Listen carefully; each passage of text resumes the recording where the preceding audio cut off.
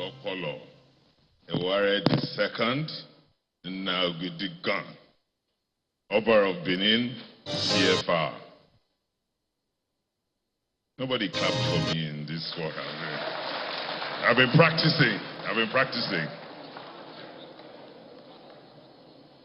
The Chairman PDP Edo State, Honorable Anthony Ezegweme.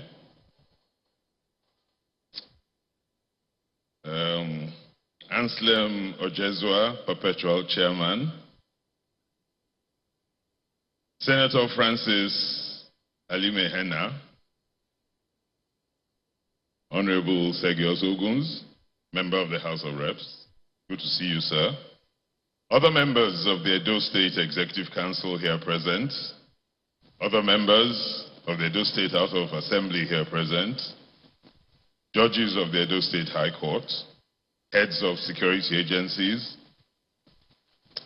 Senior civil servants. Members of the board of Alaghodaro. Our keynote speaker today, Dr. Igehon. Captains of industry, and I see quite a number here. Thank you for making the journey. Getting you guys out of Lagos, I know it's so difficult, and I thank you. Other members of the Alaghodaro Working Committee, other royal fathers present, distinguished invited guests, members of the press, distinguished ladies and gentlemen, good morning. I'm sorry I had to take you all through that, but they say if you are the first to speak, you have to set the protocol line, and because we're doing business today, we won't go through that again. Thank you very much. It is indeed my privilege and distinct honor to welcome you all to the 6th edition of the Edo Investment Summit, Alaghodaro 2022. And our theme this year is Edo's Transformation, Partnerships, Resilience, Impact. I extend sincere greetings, and everybody will know why soon. I extend sincere greetings and appreciation to our dynamic and cerebral governor. Let me repeat that. I extend sincere greetings and appreciation to our dynamic and cerebral governor and his incredible team for their vision, determination, and drive. The governor and his team have worked hard. They've worked hard to try to transform Edo State into a land of plenty, where peace and justice reigns, where all her citizens are safe, secure, and healthy, and are gainfully employed, which is key. And what actually trips me the most, where all our children have access to world-class education. I welcome our investors, captains of industries, and I thank you all for coming. Like I said, dragging you fellows out of Lagos and Abuja is no easy feat. Thank you. Our religious leaders, traditional rulers, political leaders, our speakers and panelists who have worked hard over the last 3 weeks, and I thank you because I know we have truly harassed you, our panelists. Thank you. And our distinguished friends of the Fourth Estate of the Realm, I welcome you all. All of us in this room, all of us,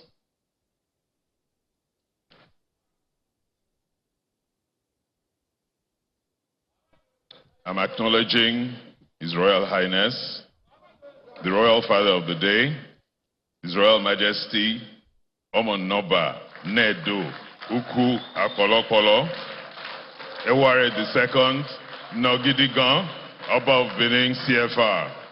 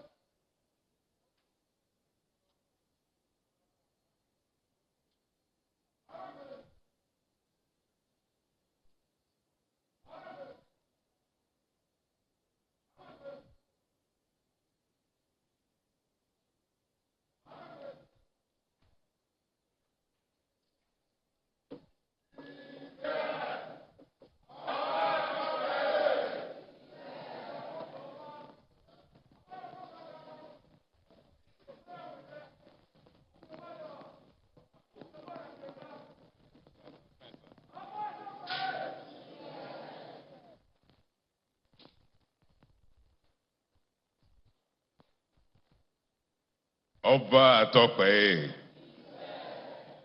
Thank you very much, Your Majesty. Thank you, sir. Welcome. All of us here, all of us in this room, all of us are major contributors to the Edo transformation project. And there's still so much work to be done, and we still have a very long way to go before we achieve the Edo state of our dreams. But one thing is clear, all our hands are firmly on the plow. Today, our dear country, Nigeria, is plagued by numerous problems. On the economic front, whilst we experienced GDP figures in 2022 and in the first half of 2021 and in the first half of 2022 that increased slightly, our per capita income stood at just over $2,000. Our standard of living remains very poor, especially when compared to other emerging countries like South Africa, Egypt, and Indonesia. Sadly, our per capita income today is below our per capita income 40 years ago. And our standard of living and overall security then, 40 years ago, was much higher and much better than today. The factors responsible for the poor state of the economy are numerous: weak leadership, absence of strong political will, political inconsistencies, incompetent policy implementation, inefficient policy coordination, weak institutions, poor health services, poor education, absence of the rule of law, massive insecurities across the country, including food insecurities, macroeconomic instability, which includes high inflation, weak currency, high interest rate, low foreign reserves, decaying infrastructure, selfishness, corruption, and many, many, many, many others. Countries like Indonesia and Egypt, with lower per capita income than Nigeria in the 1980s, have since left us far behind. The World Bank estimates that even this year, 7 million more Nigerians will descend into abject poverty. That will be in addition to the 90 million that are already very poor. To make matters worse, we have been losing massive revenues to oil theft and leakages. Alarming quantities of our crude oil is being stolen every day. Data from OPEC shows that the average crude oil production in our country dropped to 1.09 million barrels. And if you talk to operators, they'll tell you it's even below 1 million barrels as per September 2022. And that is from 1.8 million barrels 3 years ago. For the first time ever in the history of this country, in the 62 years of our independence and even before, our debt servicing cost exceeds the money we earn by 19%. So we're paying more on our debt than the revenue we earn, by at least 19%. Our earnings during this period are totally insufficient to pay our debt. And to finance capital and recurrent expenditure, we have to borrow extensively, locally and internationally. No local investments anymore. The other day, we all saw the governor of Kogi trying to intimidate one of the few people that still invest.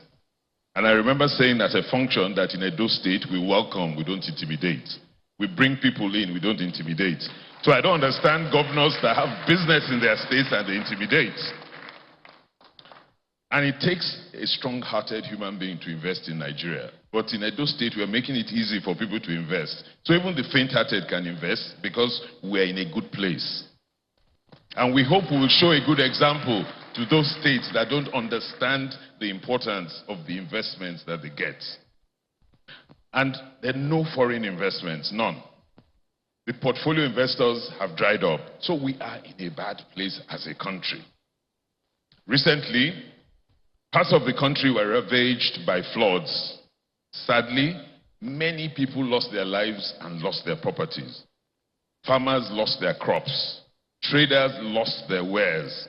Businesses were shut, schools were closed, and we saw the film footage of people paddling on normal roads to find their livelihood.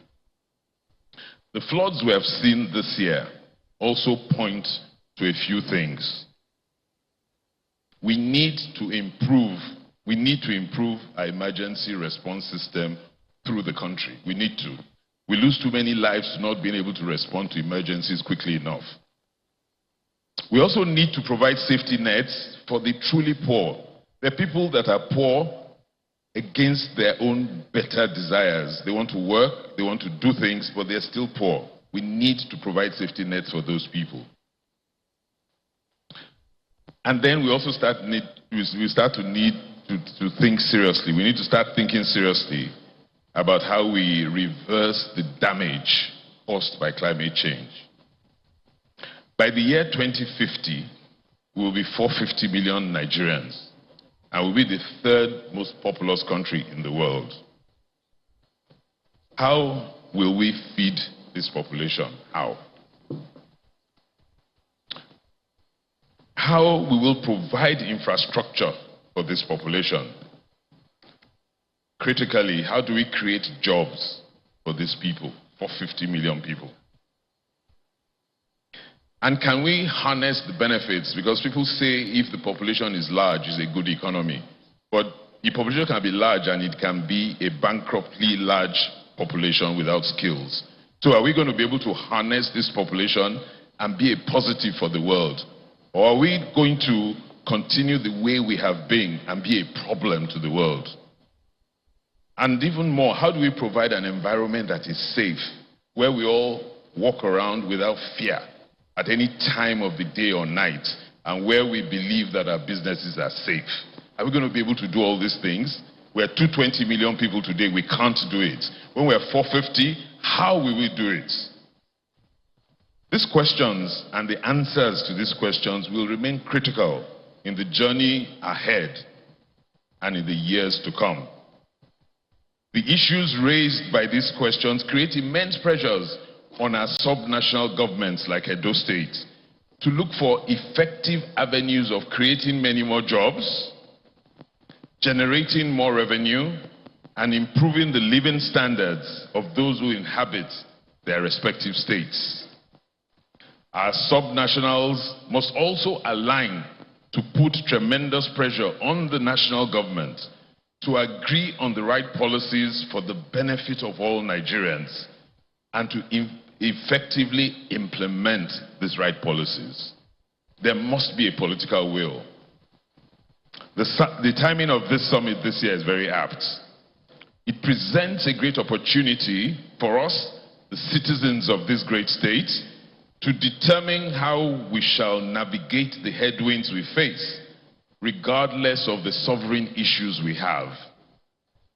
Since our last summit, we have made considerable progress in Edo State. Permit me to use this opportunity to acknowledge the efforts of Mr. Governor in steering our state towards the path of sustainable development. His vision and leadership have led to the creation of a long-term vision for the state and the implementation of several initiatives and programs, all aimed at improving the life of our citizens. As a clear example, one of the key highlights of last year's summit was the Edo Development Plan 2021 to 2050, a blueprint for the development of our state. The plan clearly articulates a vision to industrialize Edo State and improve our competitiveness while delivering better social outcomes for our people. Also, since our summit last year, significant progress has been made in the development of the Benin Enterprise and Industrial Park, which will be equipped with state-of-the-art infrastructure, roads, power, water, drainage, fit for the 21st century. Just this year, and I thank you, just this year, Oshomo Power commissioned an additional 40 megawatt independent power plant to supply power to the industrial park and also to the local communities in Ipoba-Oha local government area. Not only will this project make Edo a major industrial hub, and please all you industrialists come to Edo and come to our park. Not only will it make it a major industrial hub and an investment destination, it will also add immense social value to our state and our people. Many of the countries we celebrate today, China, South Korea, Singapore, Vietnam, Taiwan, are successful because they were able to industrialize and produce goods for their local markets and for exports. In the last 5 years, the overhaul and massive improvement. And that particular program truly makes me so happy. The massive improvement of our education system through the Edo Best program has been remarkable. Edo State has jumped from one of the worst educated states to become #1 in the country in 4 short years. It's a remarkable program that everybody in the world wants to copy, from the World Bank down to Rwanda. Mr. Governor and your team, well done. Through this program, Edo State has focused on delivering superior. And when I say superior, I mean truly superior. You need to go to our schools to see what I'm talking about. They work with computer, everybody. So, Edo State has developed this program to deliver superior learning outcomes to students by investing in the professional development of teachers, training and equipping them, providing quality assurance officers, developing state-owned schools in the remote areas especially, and then more importantly, sensitizing our parents to send us to school. Government has also created the Edo Jobs program and developed the creative and tourism sectors through the implementation of the Tourism Master Plan. We strongly believe that our young people must be given the opportunity to obtain relevant skills so they can produce and contribute to the economy of our states. Government has also re-established the functions of the agricultural extension worker and trained fit-for-purpose personnel, and has also created all palm production clusters for the benefit of our people. Our civil service is on its way to becoming the best civil service in Africa. The civil service is the engine of government and the custodian of institutional legacy. Within the last few years, Edo State has streamlined, retooled, and structured our MDAs to focus on effective service delivery. The number of our MDAs were reduced from 105 to 72 so that we could remove overlaps, administrative delays, and waste. The state now implements an e-governance initiative, everything computerized. Governor won't answer you if not by computer. Workers in the state have been enrolled in our Edo Health Insurance Scheme, and the government has approved a minimum wage increase. Most importantly, the John Odiji Oyegun Public Service Academy, which was established for the effective training and retooling of our civil servants at all levels, continues to function efficiently, training and upscaling the capacity of our civil service. Government has also refurbished and upscaled the infrastructure facilities of our state judiciary and improved working conditions significantly. These initiatives will improve the morale and productivity of our public sector workers, which is critical. And they will be better able to deliver effective programs and initiatives and improve the lives of our citizens. Now, more than ever, many countries are looking inwards. This has been aggravated by the disruption in our global supply chains. COVID-19 pandemic, which hasn't fully gone away, and now the Russia and Ukraine war. So, there's a clear and present opportunity for Edo State, which is endowed with natural and human resources, to strategically position itself as a major production hub in the country, servicing markets within and outside Nigeria. What makes it even more important is that the size of our national cake is reducing. From January to August 2022, actual federal government revenue from oil proceeds dropped steeply. Accordingly, revenue allocation to our states from the federation account have dwindled significantly. This only means one thing. Edo State now needs to do much more to grow its internally generated revenue. We need to encourage the private sector to become more productive and to deepen their investment in Edo State. We need to create jobs, extend incentives to businesses, and implement policies to improve the business environment. We must make Edo State the most attractive place to do business in Africa. Let me conclude by highlighting the need to institutionalize the various policies, projects, and programs that the government has started across the state. We must entrench and stabilize public and private sector dialogue and interaction to allow for information sharing, identification, and formulation of the right policies, and the effective implementation of these policies. Such interactions must be frequent, whether formal or informal, and they must be constructive. Secondly, we must use legislation, regulation, and executive orders where necessary to back relevant government institutions and initiatives, and also to protect the investments of the private sector,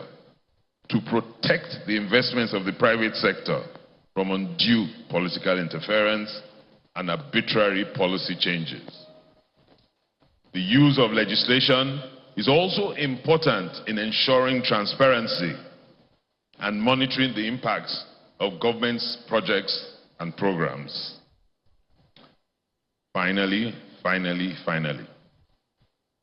we must ensure that our public servants continue to be well exposed to best practices.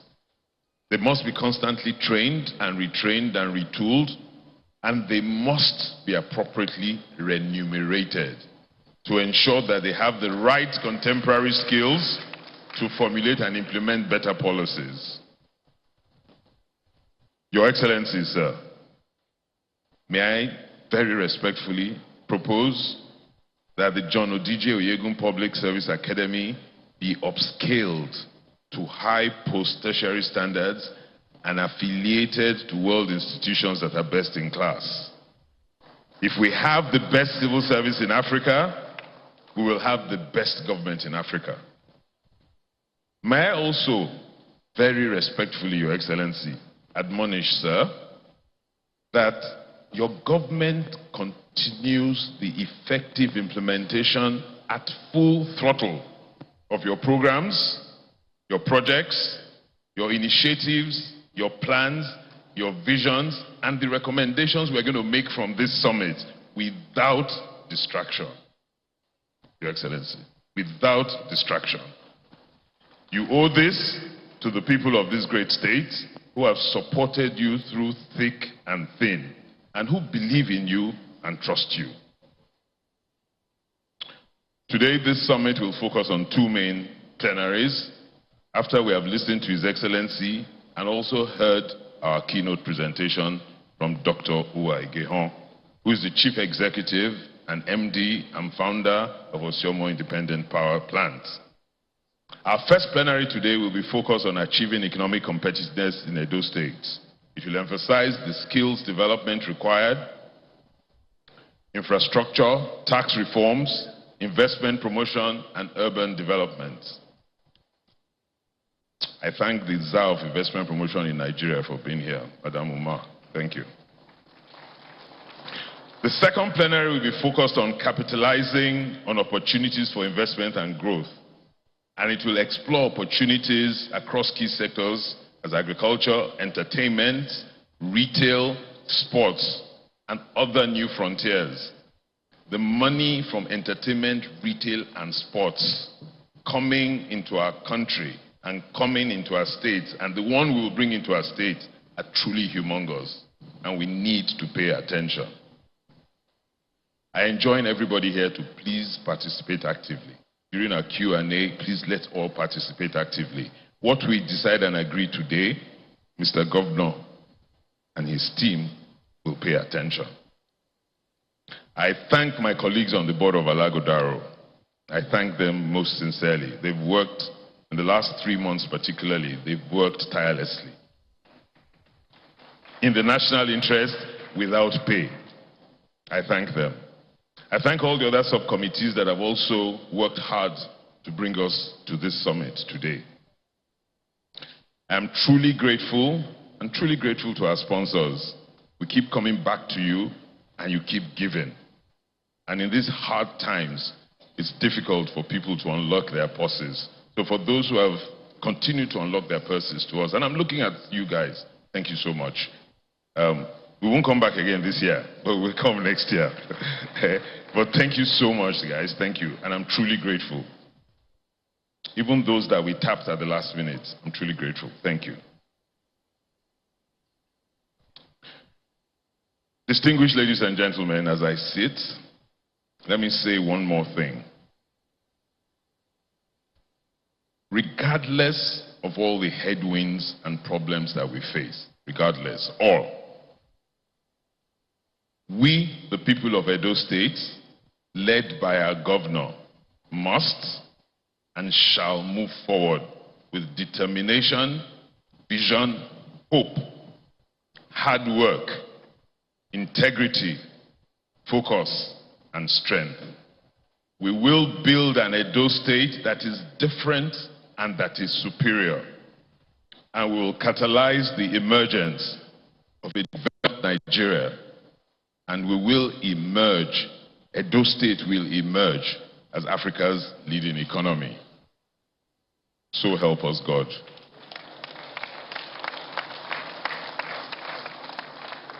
Again, I welcome you all to this summit this year. I ask you to please enjoy your stay in Benin City, wonderful city. God bless Edo State. God bless the Federal Republic of Nigeria. Oba Atokpaye.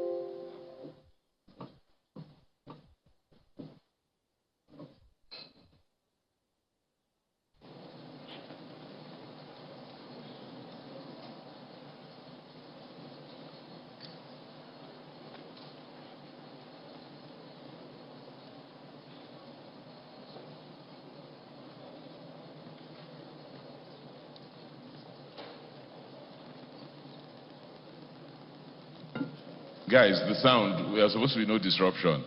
As I left the stage, the documentary was supposed to play. Russo.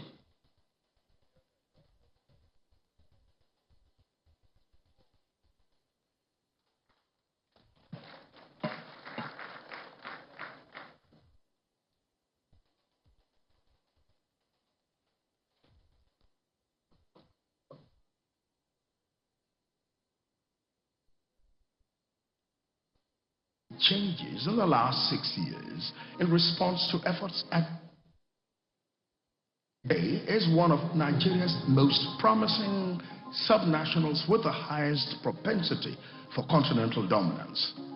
The state's economy has undergone revolutionary changes in the last 6 years in response to efforts at building a virile and resilient economic, cultural, and industrial base. From a struggling civil service state that could hardly boast of a handful of industrial concerns at the turn of the century, the state has been transformed into a thriving economic hub. With the coming of Governor Godwin Obaseki, the politician who was minted in the boardroom, with a vision to rejig the state's economy and build strong institutions to drive growth and development. Governor Obaseki laid out extensive plans to transform the fortunes of the state, build a vibrant business environment, and unlock the state's potentials as one of Africa's leading subnationals, where its people can thrive and prosper. Realizing that the task of building a resilient economy required strategic cooperation, Governor Obaseki engaged with key stakeholders and partners to develop an investment space to drive change and achieve sustainable development. These partnerships were built in the course of the 6 editions of the Alaghodaro Summit, a yearly gathering of private investors in Edo State to help fashion policies, reforms and programs to make the state attractive to private capital and better structured to engage with investors.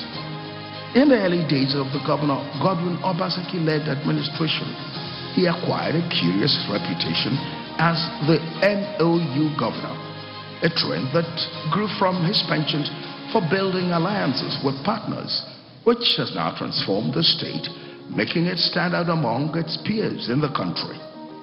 While many may have thought the exercises were mere formalities, today it is clear to all that the agreements were clearly thought through, leading to strategic engagements which have turned Edo to the toast of investors in the country.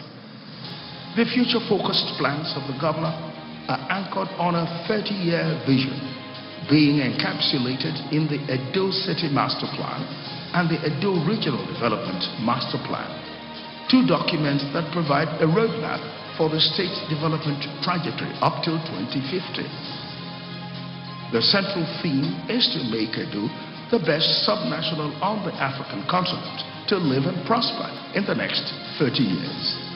The master plans have been broken into 5-year incremental plans that capture different development themes to ensure ease of implementation and stakeholder buy-in. The governor's transformation program kicked off with the civil service after entering into strategic partnership with the United Nations Institute for Training and Research, UNITA, DAI, McTay Consulting, Greenfields Consultancy, among others. The state government established the John Odigie Oyegun Public Service Academy to retool the public service for better service delivery. To further strengthen the system to be formidable and stand the test of time, the government introduced the Edo State Civil Public Service Transformation and Enhancement Program, Edo STEP, an initiative to improve efficiency with deployment of the state-of-the-art technology and improvement of the work environment. Public servants are now placed on yearly training schedule to ensure that they are equipped with up-to-date tools and knowledge to deliver on their tasks. Partnerships can be said to be the life force of the Governor Obaseki-led administration. It percolates through the key development initiatives embarked upon by the administration.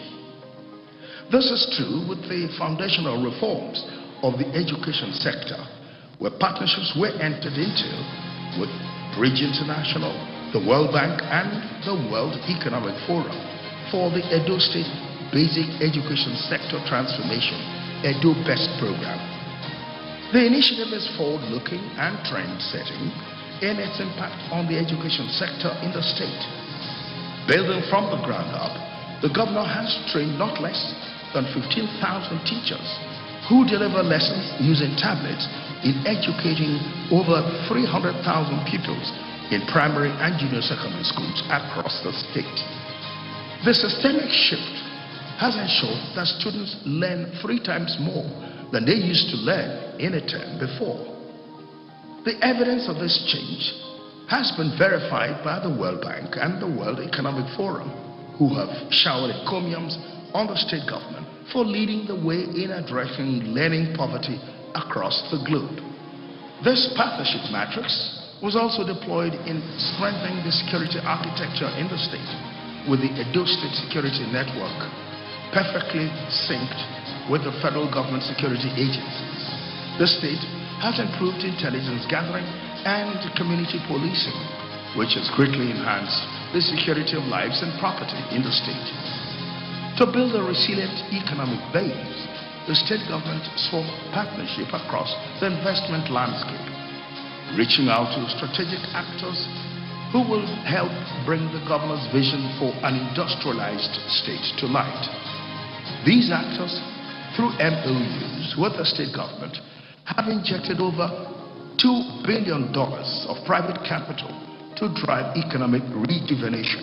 To rejig the economy for growth, the state government signed a power purchase agreement, PPA, with Osio Power Company, which facilitated the establishment of a 95 megawatt Osio Power Company. The vision for the project was to create a sustainable pathway for power provision in the state to drive industrial growth. The federal and state governments have enacted legislations to make room for the creation of electricity market in the state, which provides a sustainability model for the power company. In line with this, the company is expanding its power infrastructure, extending its distribution network and generation capacity to serve more communities and industrial clusters. With a rich agricultural heritage, the state government decided to reenact the agricultural boom of the 1970s and the 1980s.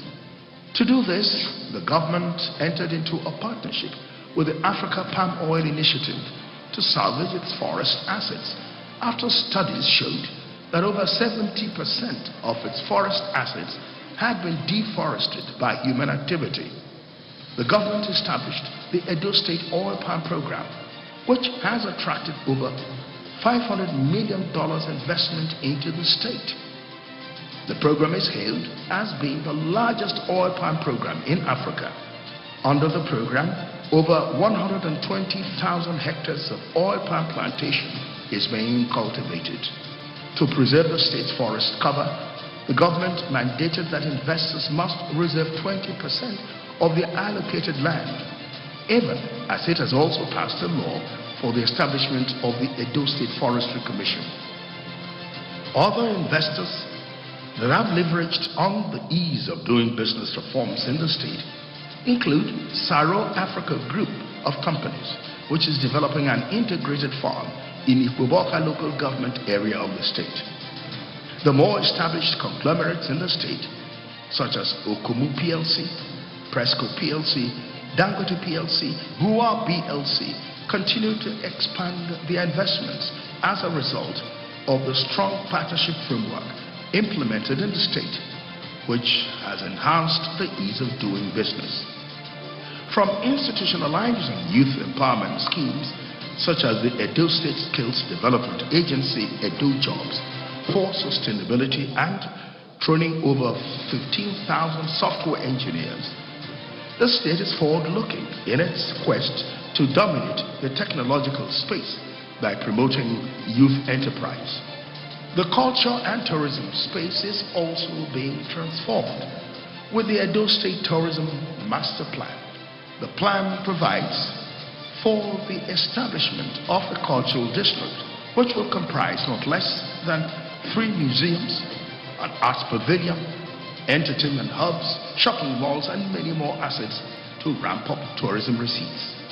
The iconic Edo City Mall, being built in partnership with ShopRite, is underway to provide a unique shopping experience to Benin residents. Edo State, under Governor Obaseki, has gradually built a state that can weather economic storms with the far-reaching reforms, critical infrastructural projects, and people-oriented initiatives implemented in the state to drive growth.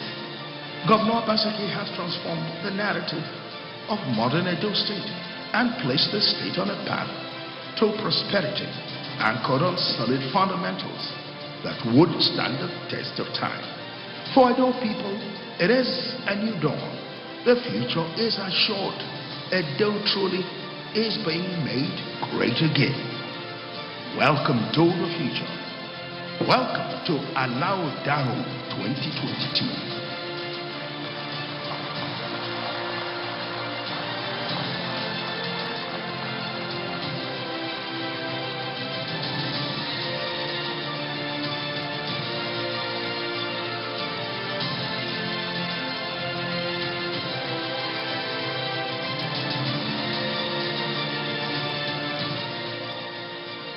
Please be seated. Thank you. Thank you very, very much.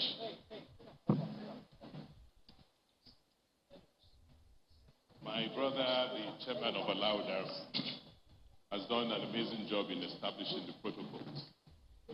So I'll try to save time and skip the protocols, but I cannot do so without acknowledging the presence of our father, our royal father, His Majesty, Omonoba Nedo Ukua Polopolo.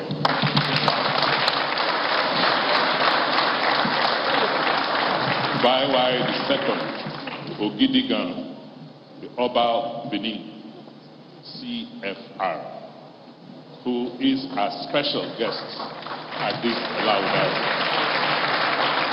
Oba Tokwe.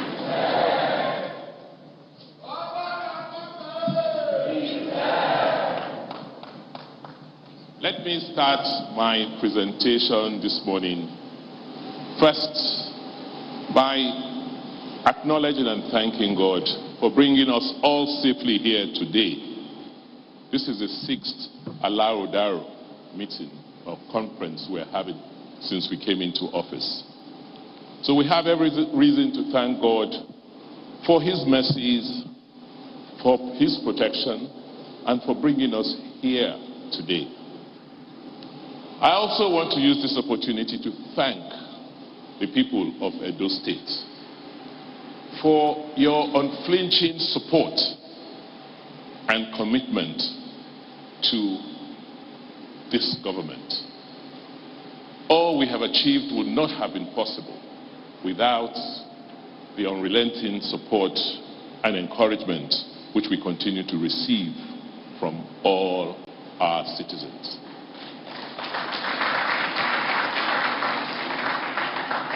I had prepared a very long presentation, but just listening to the chairman of Alaghodaro and the documentary, I believe I don't have much to say.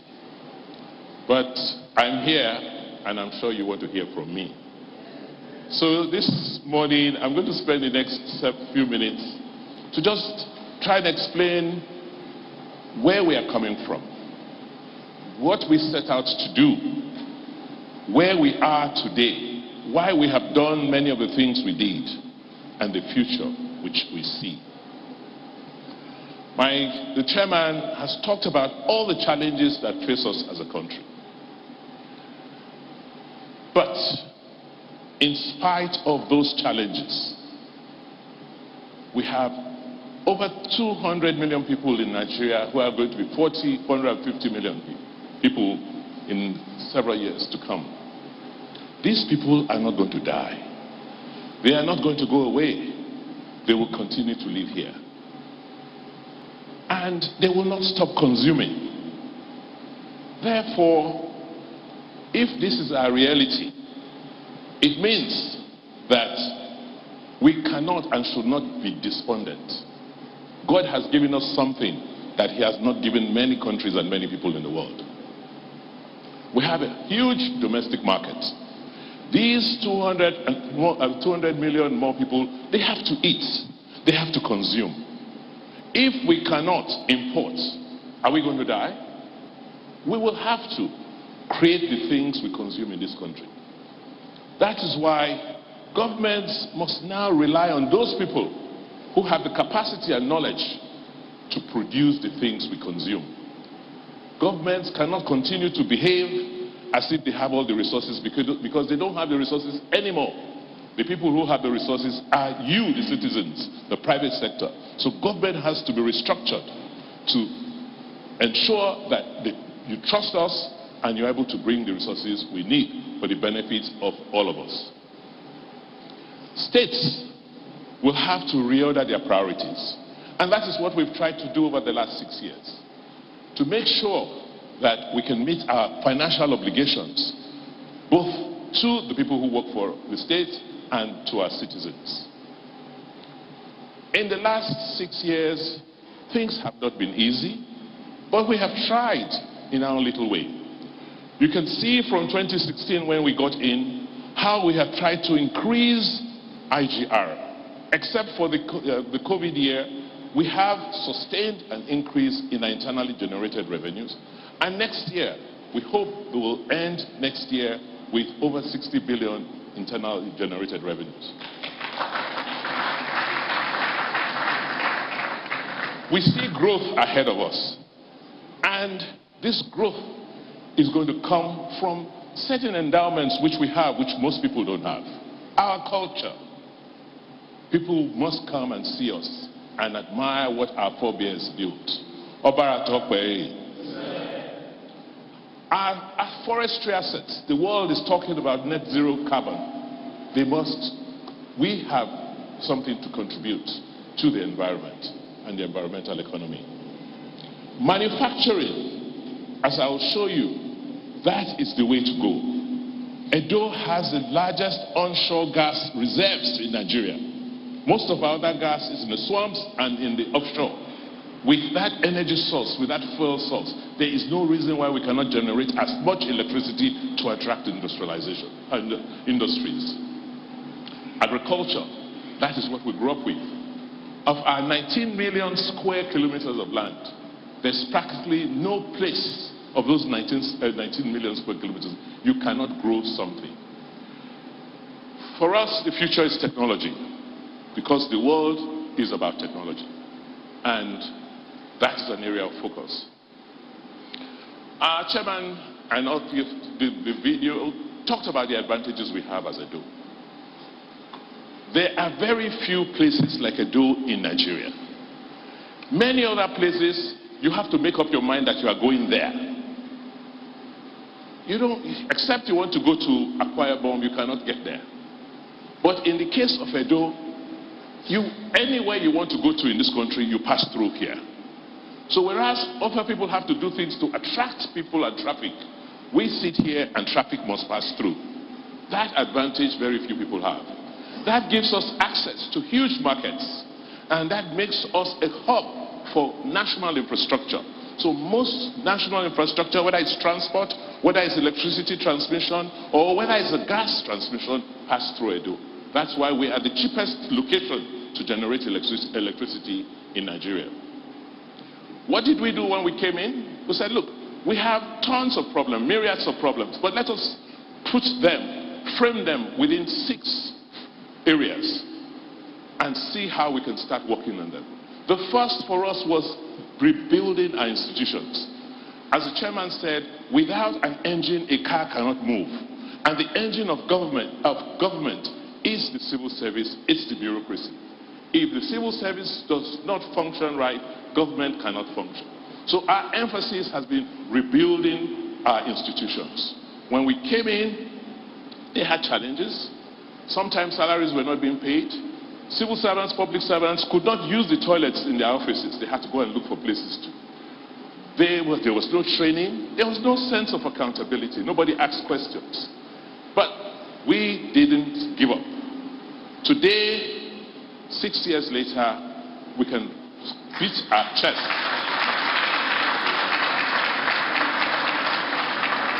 and say that we have a workforce we are proud of.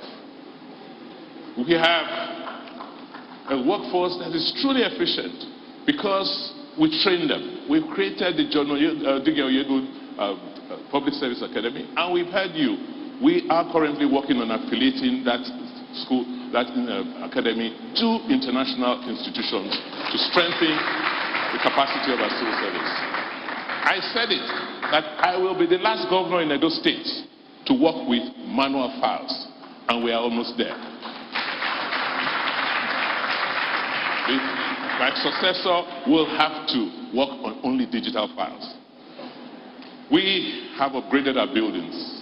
The infrastructure is there for all of us to see. But what we have done is to try and cluster government functions in certain areas. So at the Secretariat, we have the bulk of our civil servants.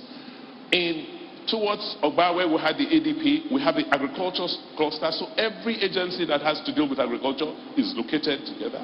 In Iyaro, we are going to build the education cluster. So Super, Minister of Education, all the education agencies will be located there. Along Sapere Road, with the Fiscal Planning Agency, EGIs, all located. And the whole idea is to make government more efficient by getting government offices to share common services like electricity, security, and what have you. We will continue to focus on improving the compensation of our civil servants, because it is self-deceit. If we don't pay the civil servants well, they will not be able to deliver on what we expect of them. We've also tried to support the judiciary. We've built new courthouses. We're building world-class accommodation for our judges. We're helping them train judges, and we're moving the whole judicial system into the technology platform also. We haven't given up on the future. For us, sustainability is what is important. We know what we have done and what we have achieved today. Our major worry now is tomorrow. What happens in 5, 10, 15, 25, 30 years' time? So that is what we're concerned about.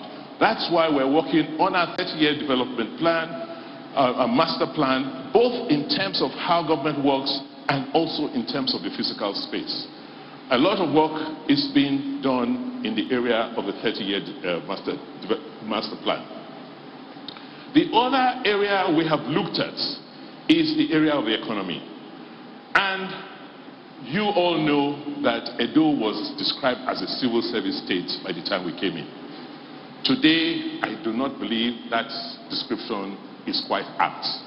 Look at the array of investors who have come in here. Look at the number of jobs they have created and they are creating. What the private sector is creating is now multiples of what government used to create. So the future is about the private sector. In terms of focus, we are concentrating on agriculture. And how are we doing that? Just make sure that we remove the risks which people who want to invest in agriculture face. Risk of land, risk of dispute with communities. The risk they face is, do they have quality people that can work for them? So we are rebuilding our colleges of agriculture. We are saying, look, let us start and stop talking about what we will do. So last year, between last year and this year, we've given out 63,000 hectares of land to 7 investors for oil palm cultivation. This has been described as one of the largest agricultural programs in Africa today. And it has been a close collaboration and cooperation between government and the private sector. And what we've done is to make sure that we incorporate everybody, including the communities, so that the communities can see the benefits that these investors are bringing in. We used to be the #1 location for oil palm production in the world.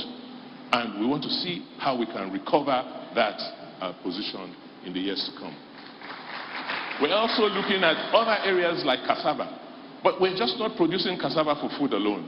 We want to thank some of our investors, particularly Saro, who is here, and Nosak Industries, who are encouraging people to cultivate cassava. And in Edo alone today, they're cultivating more than 100 million tons of cassava, because cassava is now being used as a feedstock for things like ethanol. The ethanol plants in the Puauka, I'm told, will be ready before the end of the first half next year. For us, in anything we do, the role of government is to support the private sector and people who come to invest. There are things the private sector cannot do themselves. They can't build the schools to train manpower. And without the people to do the work, you cannot import everybody who's going to work for you. So we are emphasizing training, particularly technical training for the investors who are coming in. In the area of agriculture, we've rebuilt our College of Agriculture with the headquarters in Igweraki. This next year, we're going to be building again about there and the college in Urumi.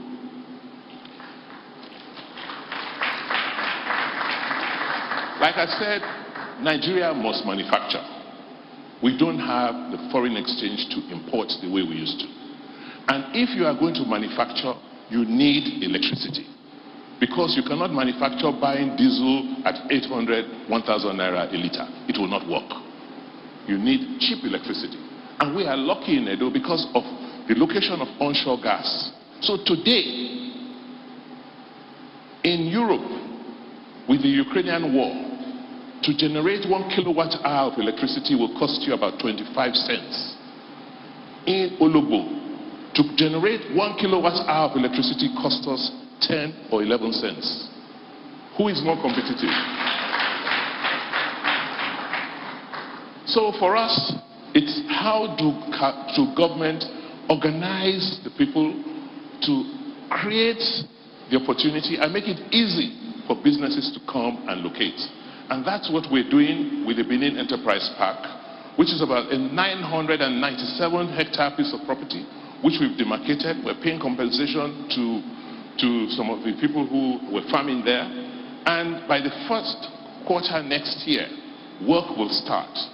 I want to appreciate the role of the local content board, who last week gave approval that they are taking the first 50 hectares in the Benin Industrial Park to build their own industrial park.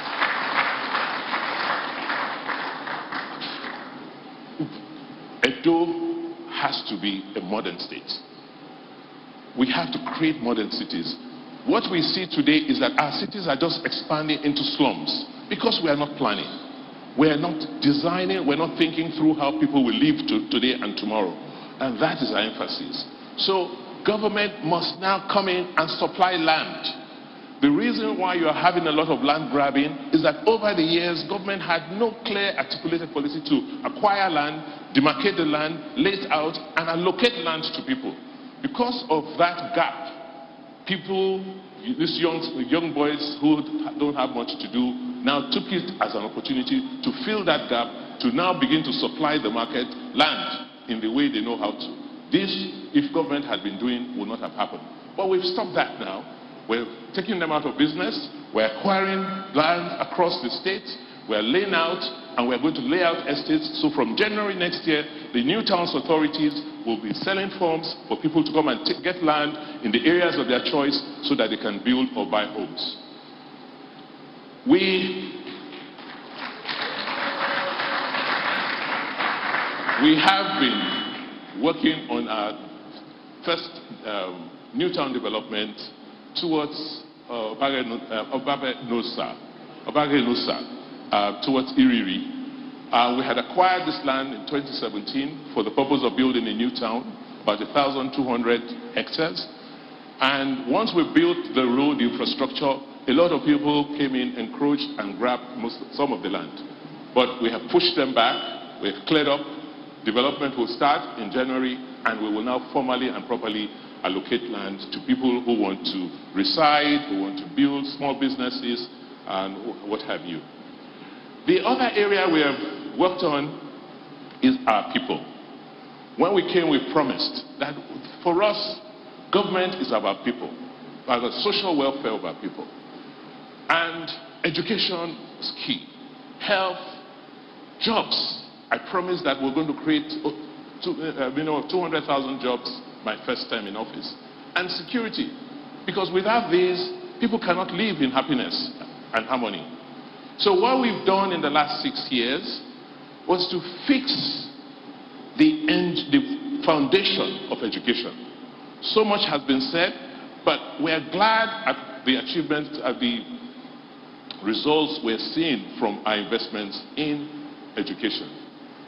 From the last analysis that was done, a child in our primary schools today, apart from learning at the rate of 3 times the average in Nigeria, and a child in primary 4 in Edo is learning at about 70% of his or her peer in Europe or America. The impact of this is that after 4 years, we are now seeing these children we started Edo Best with moving into junior schools. And then hopefully they'll be going into senior schools, into senior secondary schools. So we are now rethinking our educational system along the lines of the national education policy, which is that basic education is 9 years. From the time a child is 6 to the time a child is 15, that child should be under the care of government. And that child should receive education that is free, qualitative, and compulsory. That was the policy that was enunciated 25 years ago in this country, which we have failed to follow. And the consequences of not following that policy is what we observed, that under this old arrangement, the dropout ratio between primary 6 and SS1 was 50%. That is what accounts for all these children you see in the motor parks and on the streets. Because we couldn't keep them in school according to the policy to when they should be. At 15, if they wanted to now go and work or do whatever they want to do in their lives, they would have had the foundation to do so. Our emphasis is now on technical education. We are tired of certificates that don't give the children jobs. Let us teach them trades. Let them have handwork. If they want to go and acquire certificates in universities or whatever after that, they can feel free to. But in the meanwhile, they know that they have a trade that will always give them something to earn income with all the days of their lives. We've done quite well in trying to encourage our young ones to look for jobs. We've trained them, we've helped them with job placements, over 200,000 of them have been introduced to various trades in technology, agriculture, what have you. I want to thank Alaghodaro and her team, who have worked with young people across the state over the last 5 years to just awaken them to the need to work. We have 7 job centers that have been created. We continue to receive tons of applications from young people, and we're trying to get as many counselors in to support and help redirect these children. Most of what we've been doing in the area of job creation would not have been possible but for the partners that have supported us, particularly the World Bank and the German government, the GIZ, who put a lot of resources. I also want to thank IOM, the international body that's responsible for migration, for the assistance they've given us in the area of jobs. We continue to support small businesses. We've given out about 6 billion naira loans to over 7,000 small businesses. Here again, we want to thank our partners, the Central Bank, Bank of Industry, LAPO, and all of you who have worked with us to achieve what we have. The future is technology. We have, working with Decagon, set up a temporary technology park around Iriri, and we have graduated the 3rd cohort. It has been very successful. So now we are moving in to build a permanent tech park, and we've acquired about 27 hectares by Benin Technical College, and construction of the tech park, which will be the first purpose-built tech park in Nigeria, will commence early in January.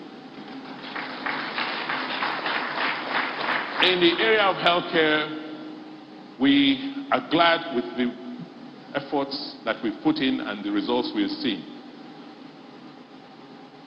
Here again, the emphasis has been basic healthcare, primary healthcare. That is where most of our people go to get health services. So our efforts and our emphasis and our money is being concentrated in primary healthcare. We are on our way to make sure that every political ward has a minimum of 1 well-equipped primary healthcare facility in Edo State. The issue with primary healthcare is not the buildings, it's training the staff, the workers, the chos and chus, the nurses, to be there and what to do when patients come in. That is what our emphasis is on. So we rebuilt the School of Nursing, and we started work on rebuilding the School of Health Technology so that we can train the middle-level manpower which is required to drive the reforms in this sector. Healthcare is not cheap. We all know. Somebody needs to pay. In the past, we've deceived ourselves to say government will pay. And we know that government is not the largest provider in the states today. The private sector is the largest provider. So what we've done is to set up a health insurance scheme which is compulsory for all citizens of Edo, such that when you go to receive care, and I've heard from people who have done so, what you pay is minimal or nothing at all for the care you receive from our health centers, either primary or the hospitals. We thank our brothers and sisters in the diaspora who came with a huge medical team last year and performed almost 10,000 encounters with our citizens and provided a lot of support and care. That is an attempt to see how we can reverse brain drain in the area of healthcare. Our strategy is to spend most of our money on primary healthcare and then partner with the private sector to build secondary and tertiary care. That's what we've done with Benin Specialist Hospital. We're rebuilding Stella Obasanjo Hospital.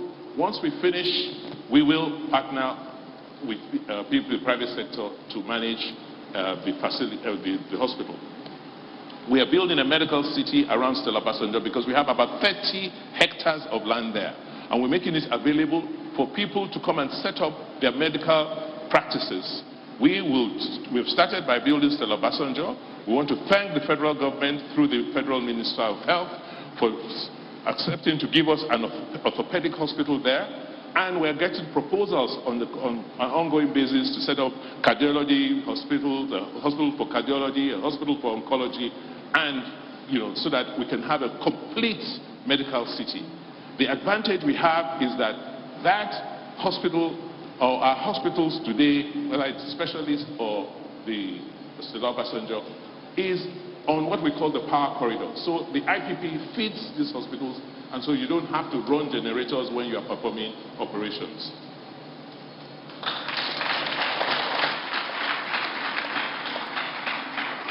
Edo is about sports. We know what our late father, Governor Samuel Ogomudia, did with sports, and we're reenacting it.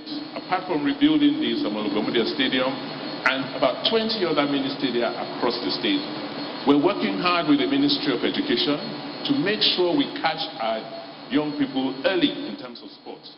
So it is now compulsory. Sports is now compulsory in most of our schools. I want to thank the Ministry of Education for ensuring that every school undertakes inter-house sports.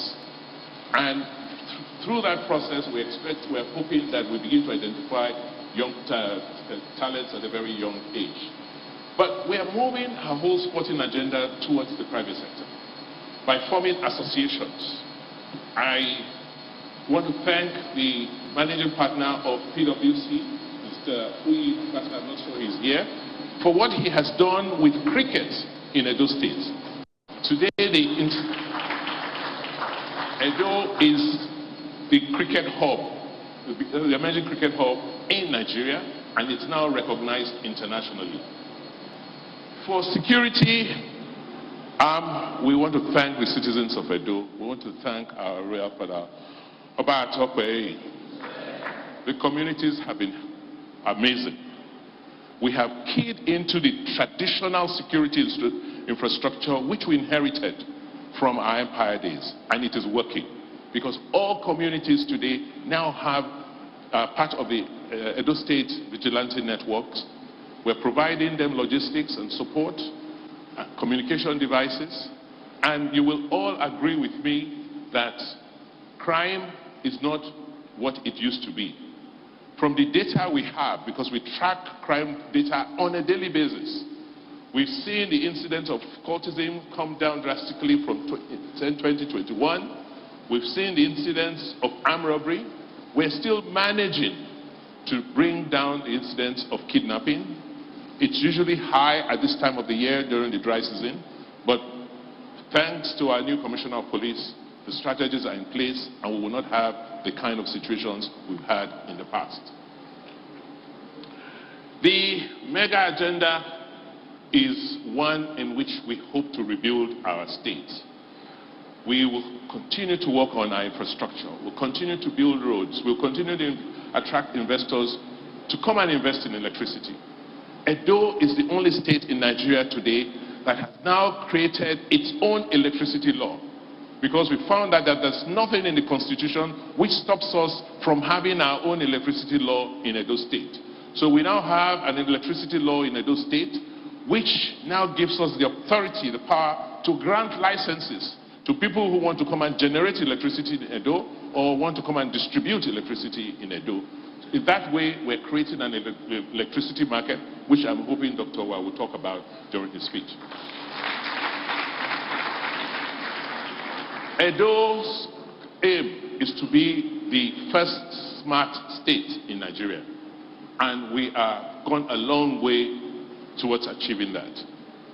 Today, we have about 1,200 kilometers of fiber optics laid across the states, or being laid across the state. In Benin City alone, we have about 400 kilometers of fiber in this city. So the thing now is we have infrastructure. We will now have to stimulate our citizens and businesses to use. All our local governments before the end of next year will be connected by fiber. And we want to thank our partners. We haven't put in all the money. We have just, in some cases, allowed them free right of way so that they can lay the fiber and allow to use the fiber. Edo is a natural transportation hub. Like I said, from the west, you have expressways coming in. From the east, you have expressways going out. To the south-south, you have expressways. To the north, by the grace of God, that expressway will be constructed. So we are a hub, a transport hub. But until we came, we've never had a transport policy in Edo State. So transportation has always been managed by the touts and agberos. We are the first government to now say, we must have a clear transportation policy. You just can't buy your bus and put on the road and do what you like. We will have to regulate how it works.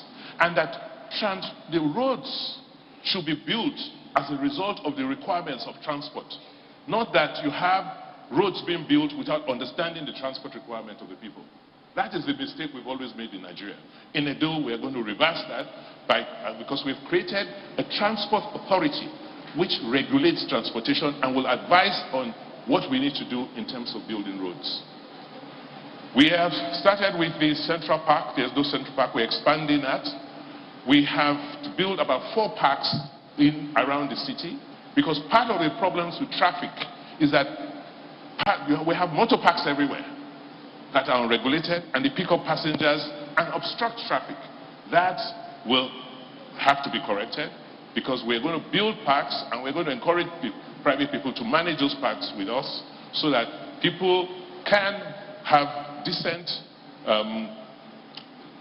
terminals or the terminal for moving passengers. And that way it also helps us with security. We are building 2 trailer parks. The funding is being raised now. We've gotten interest from some large transporters in the country. One is going to be in Aho by the bypass, and one is going to be in Abiele in Isako West. We cannot continue with the kind of disorder we have at our junctions. If you look at those pictures, that is 3rd Junction, Sakoba, in Sakoba Road. We are going to be working with the transport unions, and from first quarter next year, the pictures you see on the right will be what our junctions will look like. I've had a lot of pressure.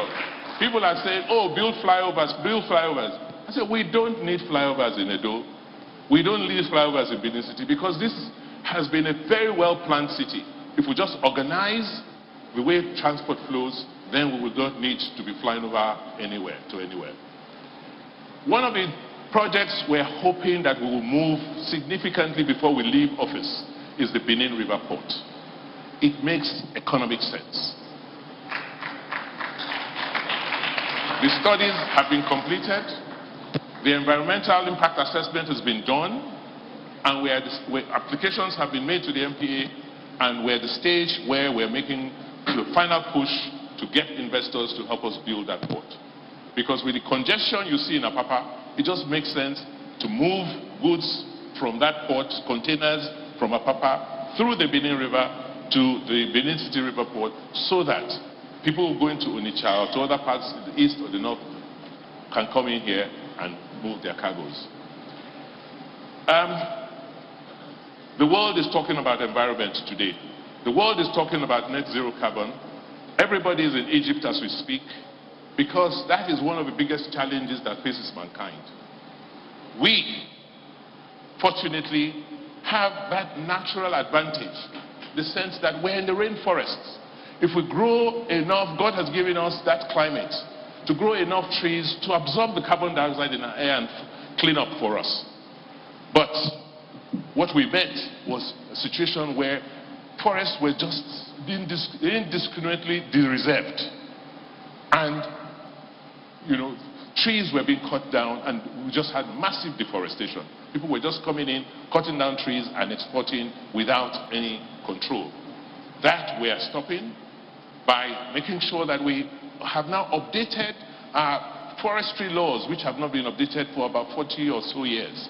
We now have a new forestry law, which has set up a forestry commission. So all the issues relating to forestry is now in one place. We're training forest police officers or forest rangers, new generation of them, arming them, I've been hoping to arm them and give them the communication devices to make sure that our forests are not ungoverned territories anymore for criminals and for people who come and log indiscriminately. We are investing in forests, and next year we're going to be doing fresh allocations for people who want to invest in forestry assets. Lastly, in the area of the environment, we must clean and green Edo. Oba Atokwe. Here we'll be needing the support of our traditional institutions. We all agree we cannot continue to run our cities with the kind of filth we see today. We have to force the local governments to do what they are supposed to do. The state government will give them the support. Every child in Edo is now being encouraged that on their birthdays they must plant a tree. So that by the time they are 30, a child is 30, they've already planted 30 trees and they can see where those trees are. Either at home, in their father's farms or villages, or in their schools. So, because if you go to some cities like Atlanta in the world, you are flying in, it's all green. When you are flying into a Edo of big city, you think you are flying into a desert because you can't find any green. We have to stop it and go back to what God has given us. The last issue, the last area of reform is our arts and culture. Nobody has what we have in the world. And so for us, that is a unique advantage we need to build on. We need to create a situation where people come to our state, to our city, to see what they've heard about and read about us. Our modes, our food, our bronze work, everybody, we want to encourage people to come. And so what we've done is to say, let's define a cultural district. So we can now begin to advertise Edo as a cultural hub to the world and drive traffic here. Because we all travel. We go to Venice, what do we go and see? We just go and see what we heard is there. So let's clean up, let's organize, and let's get people to now begin to come and see what we have. See the beauty in our traditional systems, and see the beauty in our landscape. Whether it's cultural tourism, whether it's ecotourism, whether it's business tourism, these are areas we want to focus on to drive traffic. Can you imagine if 1 million people come into Edo every year and spend $1,000 when they come? That is more than IGR as a state. We are also using that as using the opportunity to also work with our young people. Our young people are very, very creative. So as a government, we're helping them build in infrastructure so that whether it is movies, whether it is music, whether it's theater, they don't have to spend or struggle to go elsewhere to express themselves. That's why we converted the old warehouses in the Observer premises into the Victor Owaifo sound stage. And we've equipped that facility with world-class audio and video mixing and production facilities so that we can continue to produce, get the young people to produce their films, to produce their music in Benin City and Edo State. We want to thank Rock TV for deciding to come and shoot most of their home movies in Edo. This year alone, I understand they've shot almost 30 Nollywood movies in that facility. For us, the future is, like I said, culture. We're creating a cultural district. We're mapping them out. In my budget announcement this year, we're going to be making provisions to encourage museums. The Royal Museum will come, will be supported.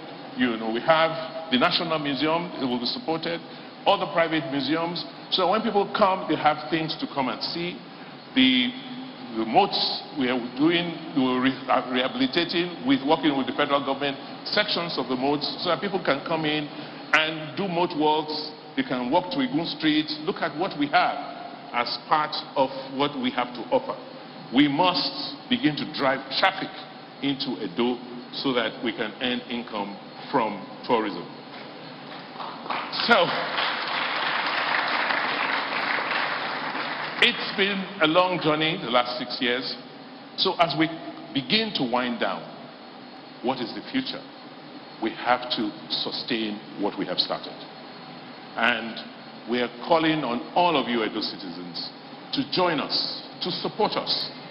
We've made significant progress. The world has changed. We are very advantaged.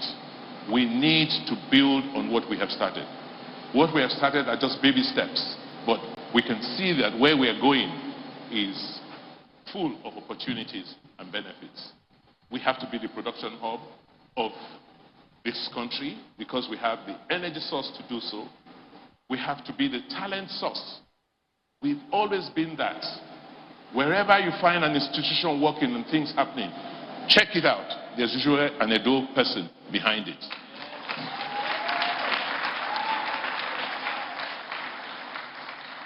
We have to be the culture capital of our sub-region. And all of this can only be possible when we have an agile civil service, an agile public service to run government. I want to thank all of you for your support. I want to thank you for your prayers and hope and pray that God Almighty will help us make Edo great again. Thank you.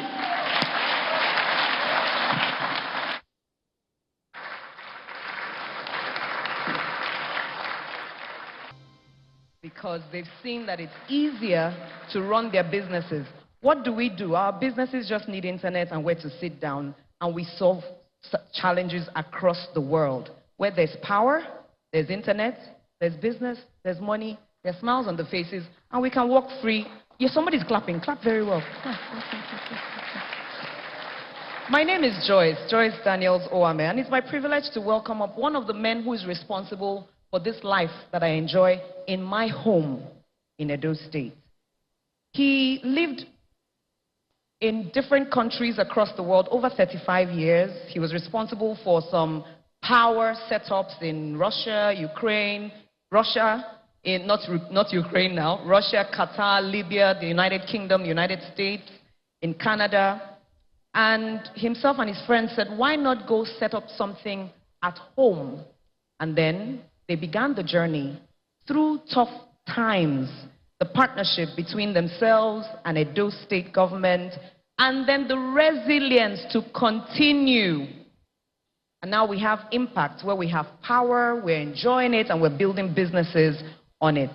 Distinguished guests, his profile is on page 29 of the brochure, but allow me to welcome our keynote speaker for today at the Edo Investment Summit, Alaghodaro 2022. Please welcome the Managing Director of Siomo Independent Power Plant, Dr. Uwa Igehon, who will speak to Edo's transformation partnerships, resilience, and impact.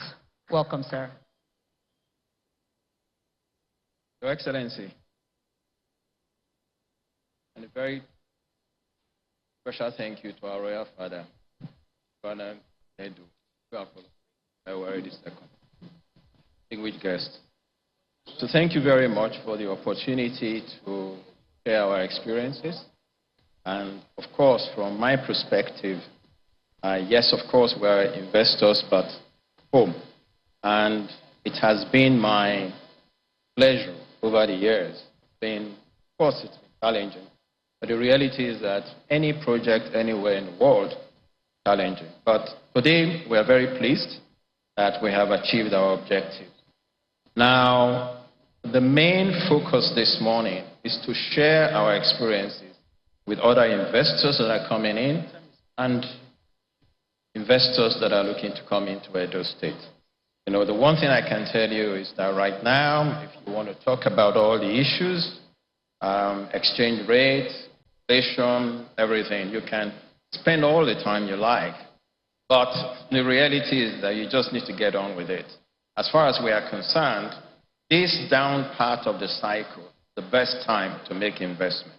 It's not easy, but I think Edo, over the years, you know, the investment climate has completely changed.